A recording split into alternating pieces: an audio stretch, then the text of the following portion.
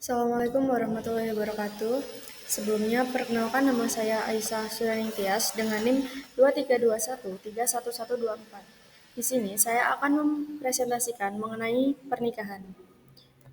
Langsung saja ke materi selanjutnya.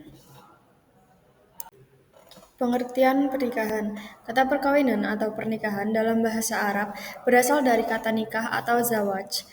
Kata nikah dalam kamus Al-Munawi disebut pula al-nikah dan az-ziwaj. Az-zawaj atau az-zijah. Secara harfiah, anikah berarti al-wat'u, ad-damu, al-jam'u, al-wat'u. Berasal dari kata watia, yata'u, wata'an, yang artinya berjalan di atas, melalui, memijak, menginjak, memasuki, menaiki, dan bersenggama. Adapun menurut istilah, nikah berarti akad serah terima antara laki-laki dan perempuan yang saling memuaskan satu sama lain yang berbentuk keluarga, yang sakinah, mawadah, warohmah. Selanjutnya, adapun tujuan dari pernikahan. Menurut Khairuddin Nasution, terdapat 5 tujuan perkawinan, yaitu yang pertama, memperoleh kehidupan sakinah, mawadah, dan warohmah. Yang kedua, reproduksi atau regenerasi. Yang ketiga, pemenuhan kebutuhan biologis. Yang keempat, menjaga kehormatan. Yang terakhir adalah ibadah. Kemudian, ada hukum pernikahan. Dasar hukum pernikahan adalah Quran Surah Al-Nisa ayat 4 dan beberapa hadis Nabi serta ijma ulama, yang artinya, maka nikahilah wanita-wanita yang engkau sukai, 2 atau 3 atau 4. Namun demikian, menurut jumhur hukum, nikah bagi masing-masing orang dapat berbeda dengan sebagai berikut. Yang pertama, wajib.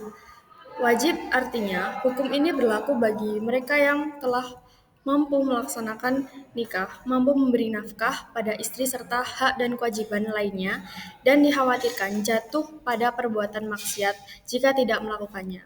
Yang kedua, sunnah. Hukum ini berlaku bagi mereka yang mampu dan tidak dikhawatirkan jatuh pada perbuatan maksiat jika tidak melakukannya. Yang ketiga, makruh.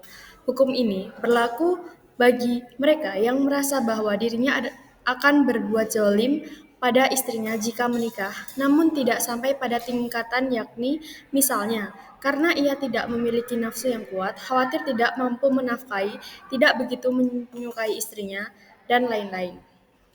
Yang keempat, mubah. Berlaku bagi mereka yang tidak ada faktor penghalang maupun pendorong untuk menikah. Yang kelima, haram. Haram berlaku bagi mereka yang tidak mampu lahir batin dan jika tetap menikah akan menyebabkan mudarat bagi istri secara pasti. Kemudian larangan mengebiri. Kebiri disebut juga pengebirian atau kastrasi adalah tindakan bedah menggunakan bahan kimia yang bertujuan untuk menghilangkan fungsi pada ovarium pada betina. Kebiri biasanya dilakukan kepada hewan maupun manusia. Dalam Islam, larangan mengebiri atau mengebiri kimia bagi manusia sangat jelas dan tidak diperbolehkan. Berikut alasan serta sumber yang mendukung larangan ini. Yang pertama, haramnya kebiri. Menurut ajaran Islam, melakukan kebiri pada manusia adalah haram. Kitab Ensiklopedia Fikih Al-Masu'ah Fikiyah yang menjelaskan bahwa melakukan kebiri bagi manusia baik kecil maupun besar adalah haram. Yang kedua, pengharaman dalam hadis. Meskipun tidak ada hadis yang secara pasti melarang kebiri, namun prinsip-prinsip Islam yang melarang perubahan fisik manusia secara drastis untuk tujuan hukum juga berlaku.